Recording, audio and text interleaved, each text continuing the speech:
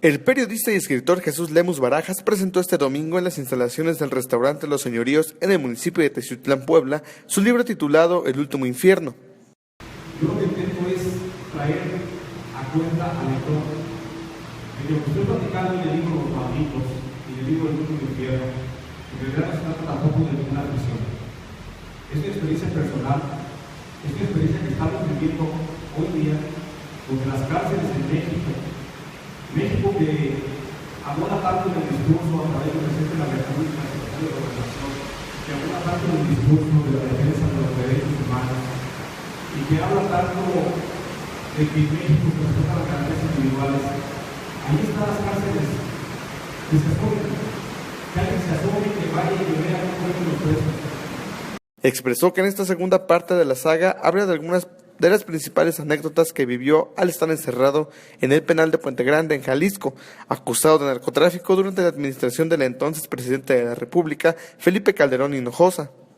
Vengo a presentar el libro El Último Infierno, que es la segunda parte de Los Malditos, donde intento plasmar la que fue mi experiencia en la cárcel, ya en historias que no conté al principio, pero que en esta ocasión trato de hacer partícipe al lector un poquito más de cómo se vive dentro de la cárcel.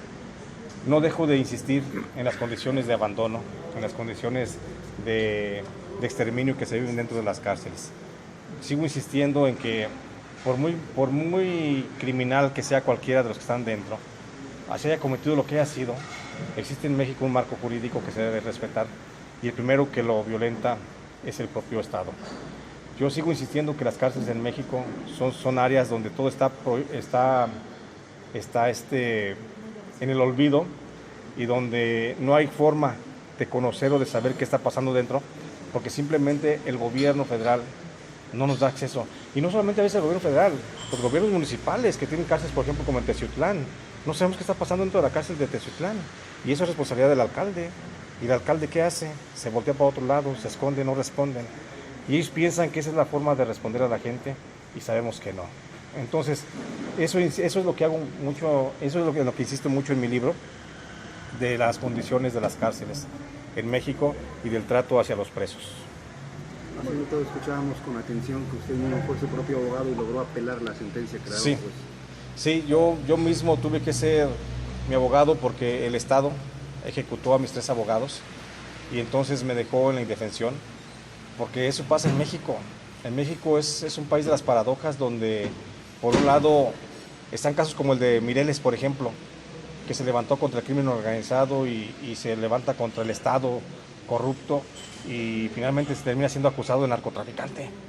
Esa es una paradoja que solamente puede pasar en México, porque yo señalé a funcionarios públicos de estar coludidos con el narco y a final de cuentas el que fue señalado, sentenciado y encarcelado como narco fui yo. Entonces, cuando yo tomo la propia rienda de mi defensa, pues lo hago con el apoyo de algunos presos que sabían más que muchos abogados el Código Penal, más que muchos ministerios públicos sabían el Código de Procedimientos Penales. Entonces, eso para mí me liberó. Yo no soy abogado, pero sé leer y escribir, y yo creo que eso de alguna forma me salvó. ¿Qué es lo que pensaba estando dentro cuando su situación se agravó? Bueno, lo que puede pensar cualquiera que está en una condición extrema es que pues hasta ahí llegó la vida de uno, ¿no? Pero yo afortunadamente, te digo, tuve mi fuerza en el ejercicio periodístico. Después de la cárcel comencé a tener una concepción de un Dios, pues a lo mejor muy a mi forma de ser. No soy católico, no soy protestante, no soy testigo, no soy nada, pero yo creo en la existencia de algo sobrenatural, de algo que está por encima de nosotros, y eso me ha ayudado a mí. A lo mejor estoy equivocado, pero a mí me ha ayudado mucho y yo creo que la existencia de algo por encima me cuida mucho. Pensamos que nuestra labor es entre acordar con un funcionario público la publicación o no la publicación de la nota, pero el juicio de la historia es más grave y tú lo estás viendo. Aquí la historia está enjuiciando no solamente el hecho de que después de casi 5 años se sepa de hechos como esos, de violencia y de homicidios, sino que ahí realmente lo que está cuestionando la historia es la actuación de los que tenían que informar. Entonces lo que hoy hacemos parece que no, pero mañana va a tener impacto. Entonces hoy podemos negociar con un gobernador, con un alcalde, la publicación o no la publicación de una nota, pero no va a quedar ahí. La historia lo va a encontrar y lo va a rescatar. Y esas historias, lamentablemente, déjame te digo que no ocurren nada más en Coahuila. En Michoacán hay hechos que no se han dicho todavía, que ocurrieron entre el 2007 o 2008 y entre el 2011, del narcotráfico y el poder político. Y un día van a salir. Y ahí lo grave no va a ser quiénes son los actores de esas historias. Lo grave es, o va a ser, que los periodistas se callaron en su momento, todas esas historias. Por eso es nuestra obligación. Entonces, yo en mi libro, El Último Infierno, cuento historias de Coahuila precisamente que no están publicadas en ninguna parte. Yo las conocía hasta que estuve en la cárcel. Y entonces mi obligación no es callármelas. Mi obligación como periodista es publicarlas.